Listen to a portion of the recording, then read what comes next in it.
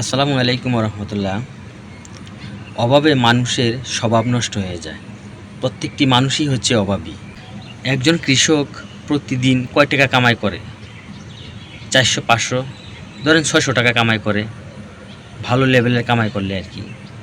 তো আসলে এই কৃষকে তার যে চাহিদাগুলো কীভাবে পূরণ করবে? এই যে ঈদ আসছে, তার পরিবারের সদস্যগুলা নতুন নতুন জামা চায়, নতুন নতুন কাপড় চায়, সেগুলো কোথা থেকে আনবে? কোথা থেকে এই চাহিদা পূরণ করবে? আসলে দেখুন, আমি আপনি যতই কামাই কাজি করি না কেন, আল্লাহ তাআলা যদি আমাদের এই অল্প কয়েক টাকার মধ্যে যদি বরকত না দেয়, তাহলে আসলে আমরা এইগুলো আসলে পূরণ করা সম্ভব না আমাদের এই 2 হাত দিয়ে কামাই করে। আসলে দেখুন, আমাদের চাহিদা তো আর দৈনন্দিন কম না, প্রতি ডে বাই ডে বাড়তেছে, কমে না। আসলে একটি সংসারে কম দায়িত্ব থাকে না একটি সন্তানের বা একটি ছেলে মেয়ের, উভয়েরই যারা দায়িত্বশালী ব্যক্তি।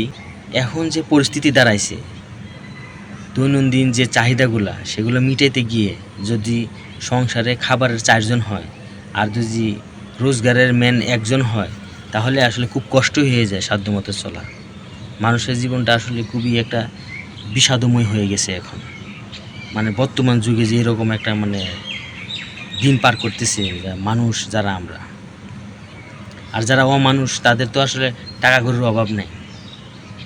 এদের এদিক দিয়ে হাত বাড়ালে টাকা, ওই দিক দিয়ে হাত বাড়ালে টাকা, এদিক দিয়ে হাত বাড়ালে টাকা, বুঝেন নাই? প্রত্যেকটি মানুষেরই আসলে চাহিদা আছে।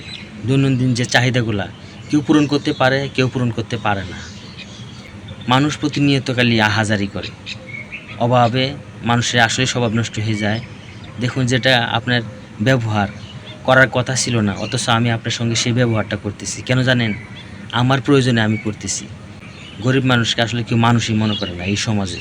যার 2টা টাকা পয়সা করি আছে, তারই আসলে মানুষ মনে করে, তারই আসলে রেসপেক্ট দেয়, তারই একটা সম্মান করে।